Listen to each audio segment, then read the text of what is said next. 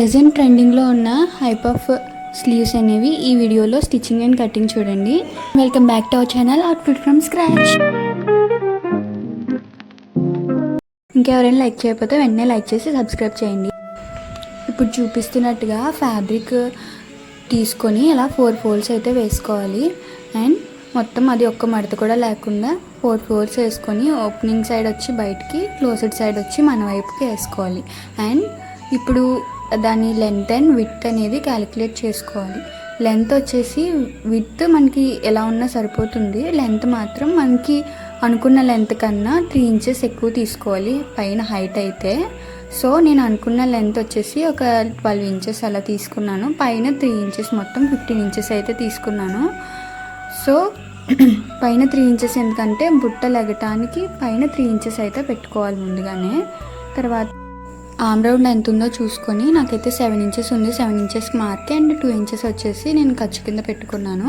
కింద ఆమ్ డౌన్ వచ్చేసి 3 ఇంచెస్ పెట్టుకున్నాను. 1 పాయింట్ తక్కువ 3 ఇంచెస్, ఎందుకంటే నేను స్లిమ్గా ఉంటాను కాబట్టి.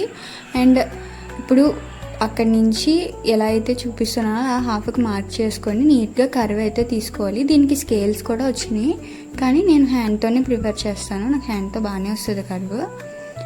ఆమ్ లెంత్ దగ్గర కూడా మనకి ఎంతైతే సరిపోతుందో అంత మార్క్ చేసుకొని ఎక్స్ట్రా ఖర్చు అయితే పెట్టుకోవాలి. అండ్ ఈ ఆమ్ హోల్కి కింద ఆమ్ లెంత్కి లైన్ అయితే జాయిన్ చేసుకోవాలి.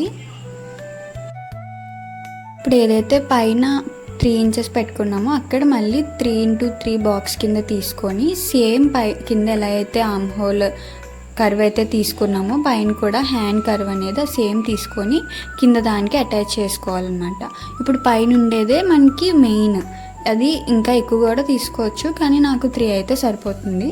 సేమ్ యాస్టీస్ ఎలా అయితే మార్క్ చేసుకున్నామో అలాగా కట్ చేసేసుకోవాలి నీట్గా.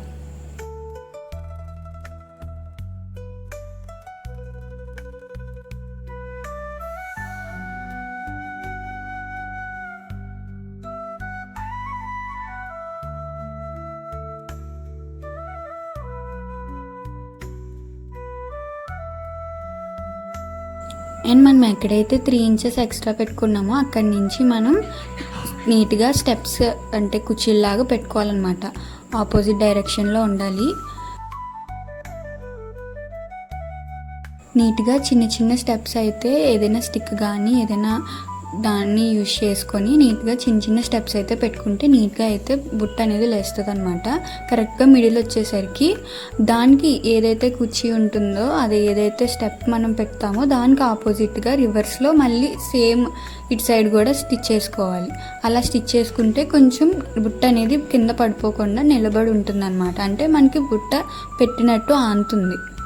So same as it is నేను చూపిస్తున్నట్టుగా చిన్న చిన్న స్టెప్స్ అయితే కంటిన్యూ చేసుకోవాలి. 2 హ్యాండ్స్కి కూడా సేమ్ ఇలాగే పెట్టుకోవాలి.